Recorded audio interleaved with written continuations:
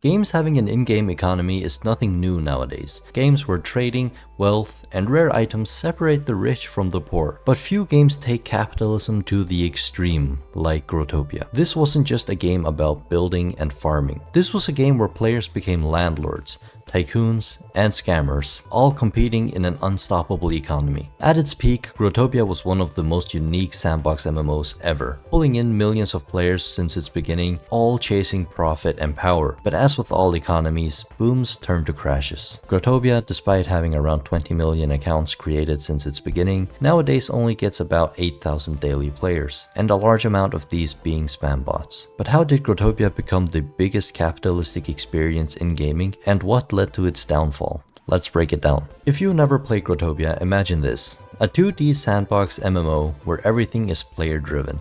You can farm, build, trade, and own worlds. There is no set goal. There is no one telling you what to do. At least this is how it used to be before the game got somewhat of an introduction/tutorial. But at the core of it, you are completely free to do what you want. However, most players go towards making profit and becoming as rich as possible. At the end of the day, you have to be rich to actually enjoy the game. Everything in the game revolves around world locks and the pursuit of getting more of them. World locks and other locks are the main currency and can be used to lock worlds, buy items, or trade, in most cases for profit. And here's the crazy part: players pretty much run everything. The economy in Growtopia is pretty much entirely player driven, with little to no intervening from the devs. 90% of deals are player to player, unless you buy something from the gem store, meaning if you wanted to succeed, you had to hustle, negotiate, and play the market. This Wild West economy is a large reason as to what made Growtopia explode in popularity. Before we continue, I would love to hear from you guys. Have you ever played Growtopia? And did you have a favorite or dream item? For me, it was always the legendary dragon, but now that I'm actually in the process of getting it, I'm stuck on the World of the Day trophy, so that will probably never happen. Let me know what your favorite item is in the comments.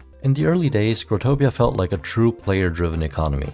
The market was fresh and world locks actually had value. Farming was profitable and a grind-heavy method of achieving some level of richness, and rare items actually meant something. Players built massive communities, trading hubs, and even casinos. Needless to say, there was a lot of other content in the game other than just grinding for profit. Some of the richest players even became legends, owning entire networks of valuable worlds that generated passive income from other players. Becoming a rich player in the game was so important and so cool that the richest players were like a type of celebrity within the world of Growtopia. Their worlds would constantly be filled with players hoping to see or interact with the richest players. But also more importantly, Growtopia felt like an actual game in its early days, where people actually enjoyed doing other stuff than just trying to become the richest. Back in the day, some of the most active worlds were the ones that had parkour, PvP, zombie, dating, and so many other activities where players just hung out for fun and interacted with each other. Growtopia had a world menu where some other players' worlds would be recommended. Back in the day, when you would click on the randomly recommended worlds, there were actual players trying to build a world for themselves.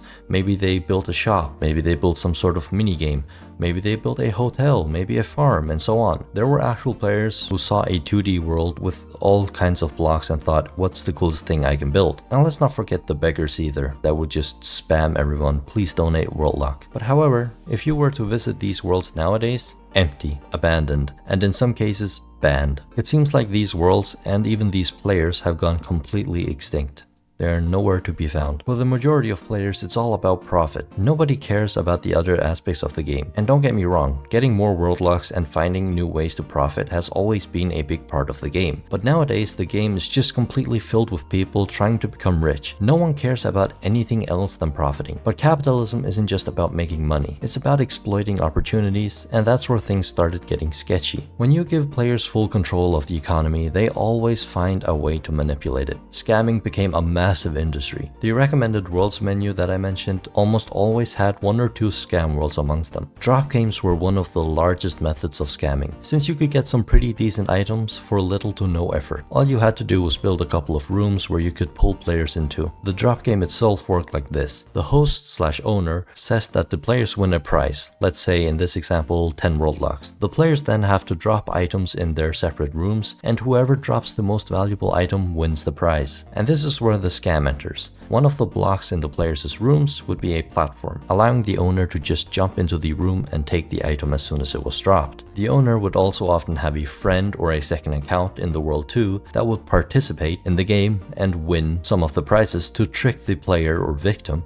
into thinking that the game was real. And since most players eventually learn how the scams work, the victims would often be new players with some flashy item like the red dragon or rainbow wings. And there are so many variants of this scam to fool players that the best advice is to just stay the hell away from these worlds. Just leave. If you ever enter one of these worlds, even if it's accidentally, just leave. Another very popular scam method was fake giveaways. Since there are so many variants of every scam, I'm just gonna list one example here. For this scam, the host would show prizes and then have a vending machine in the area where the players were waiting. He would then sell, let's say, dirt blocks for 1 world block each and say that the giveaway would start when a certain amount of blocks had been bought. And then, of course, when the amount has been bought, just never do the giveaway. The classic was to just fake a bad internet connection. Overpriced items were also a pretty normal scam where players would find other players less knowledgeable than themselves and then try to sell them some items for an outrageously higher price than what it was actually worth. And as mentioned before, players would get more and more informed on scams the more they played, so the targets of these scams would in a lot of cases be new players who somehow had gotten their hands on a valuable item. Red dragons were often a highly targeted item since these can be bought from the store, so it basically signals that the new player has spent money on gems to buy the dragon and therefore has little to no actual experience in the game. And also, there's absolutely no kind of protection in the game against scams. If you got scammed either by simply getting tricked by someone a lot more knowledgeable than you or by some sort of cheat or glitch that completely wasn't your fault, well, tough luck. Start over. There's no type of safety or protection and no one will help you. Casinos and gambling would also eventually take over, where players started betting world locks in illegal gambling worlds. The rich owners got richer and the poor participants lost everything. Price manipulation would also come to be a huge thing. Wealthy players hoarded rare items, which would inflate prices of the items on the market. Some traders would create multiple accounts to fake demands or supply orders, thus upping the price of the item they were trying to sell. Honestly, there were so many methods of manipulating the market. If you ever truly want to test the creativity of Growtopians, just look at scammers. There you'll find some of the most insanely creative methods I've ever seen in scamming. At this point, Growtopia wasn't just a game. It was a capitalist microcosm, with scammers, tycoons, and desperate players just trying to survive. And then Ubisoft stepped in. In 2017, Growtopia's original developers, the legends Seth and Hamumu, sold the game to Ubisoft.